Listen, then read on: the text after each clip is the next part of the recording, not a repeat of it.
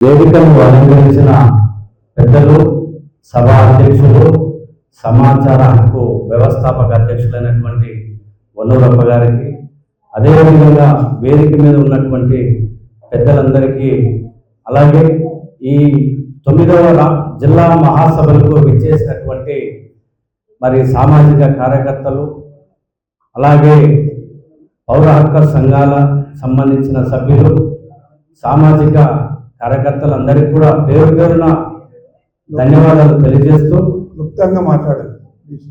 ముఖ్యంగా ఈరోజు సమాచార హక్కు చట్టం ఈరోజు 2005 నుంచి ఈ చట్టం అమల్లోకి వచ్చింది.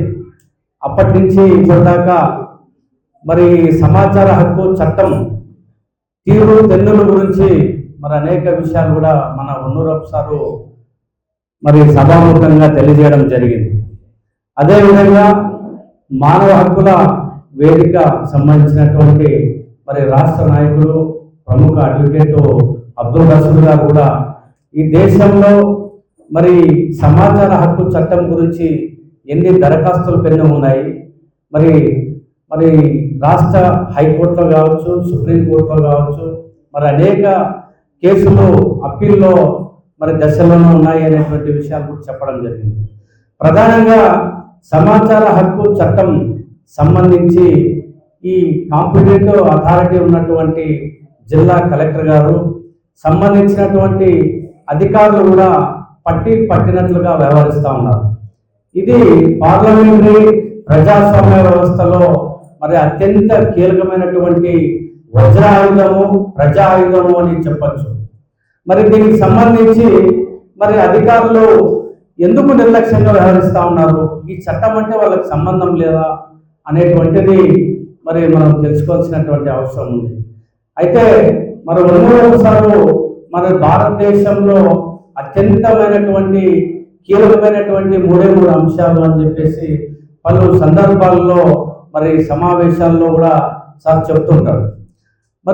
న్యాయ వ్యవస్థ, అడ్మినిస్ట్రేషన్, ఎగ్జిక్యూటివ్ పవర్స్ ఉన్నటువంటి ఇది, అదేవిధంగా పబ్లిక్ సంబంధించినటువంటి అధికారులు పాలనా పరంగా దీనికి సంబంధించినటువంటి లోపాలు చాలా ఉన్నాయి. మనము సామాజిక కార్యకర్తలుగా, సమాచార హక్కు కార్యకర్తలుగా మనం కూడా ప్రతి ఆఫీస్ని ఒక ఫిల్టరైజ్ అనేది చేయాల్సినటువంటి ఆవశ్యకత ఉంది అనేటువంటిది అందరికీ తెలిసిన విషయమే. అధికారులు నిర్లిప్తత వల్ల సమాచారంలో చాలా నెగ్లిజెన్సీగా ఉన్నారు. ఈరోజు హైకోర్టులో చూస్తే, రాష్ట్ర సమాచార హక్కు కమిషన్లో కూడా చూస్తే కమిషనర్లు కూడా ఈ పొలిటికలైజేషన్ అయిపోయింది. అంటే రాజకీయ వ్యవస్థలో పైరవీలతో ఇది నీరుగారేటువంటి పరిస్థితి ఉంది. అక్కడ కమిషనరేట్ కార్యాలయంలో దరఖాస్తు విషయంలో 30 రోజులు దాటినా కానీ, ఆ తర్వాత అప్పీలేట్ అధికారికి ఇచ్చినా కానీ సరైన సమాధానం లేదు అని చెప్పేసి కమిషనర్లకు అడిగితే వాళ్ళు నిజంగా పనిష్మెంట్ చేయాలి. పనిష్బుల్ కేసు ఇది. నిజంగా ఏ రోజైతే దరఖాస్తు చేశాడో ఆ రోజు నుంచి రోజుకు 250 రూపాయలు చొప్పున పెనాల్టీలో భాగంగా ఎన్ని నెలలు పెండింగ్ ఉందో అంత 25,000 పెనాల్టీ వేస్తూ ఈ రకమైనటువంటి చట్టాలు వచ్చినప్పుడు కూడా అక్కడ కూడా సరైన న్యాయం దొరకనేటువంటి పరిస్థితి ఉంది.